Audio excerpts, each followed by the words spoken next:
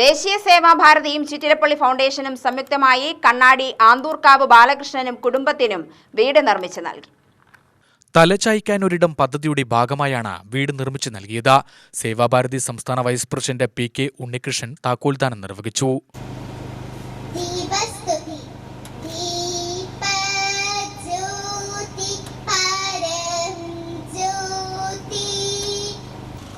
ഓരോ പ്രവർത്തകനും തന്നാലാകുന്നത് ചേർത്തുകൊണ്ടാണ് ആ സേവനം സമൂഹത്തിനായിട്ട് നൽകുന്നത്.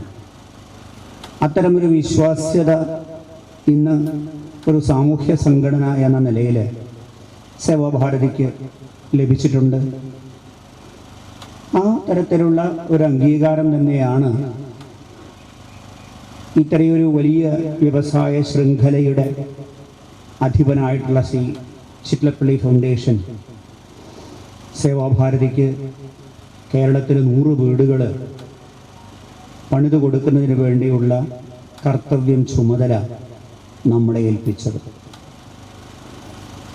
മാതൃഭൂമിയുമായും അവർ സഹകരിച്ച് പ്രവർത്തിക്കുന്നുണ്ട്. പക്ഷേ കഴിഞ്ഞ ഒരു 7-8 മാസം കൊണ്ട് ആ ഒരു പ്രവർത്തനത്തിൽ സേവാഭാരതിയുടെ ശുഷ്കാന്തിയും സേവാഭാരതിയുടെ ആത്മാർത്ഥതയും അവരുടെ വാക്കുകളിലേറെ പ്രശംസ നേടിയിട്ടുണ്ട്. ഗ്രാമപഞ്ചായത്ത് വൈസ് പ്രസിഡന്റ് KN പത്മജൻ അധ്യക്ഷനായി. RSS ജില്ലാ സംഘചാലക് KP രാജേന്ദ്രൻ സേവാ സന്ദേശം നൽകി. വിഭാഗ് സേവാ പ്രമുഖ് M Unnikrishnan, CP Krishnaprasad, ദീപാമേനോൻ, E Krishnadas എന്നിവർ പ്രസംഗിച്ചു.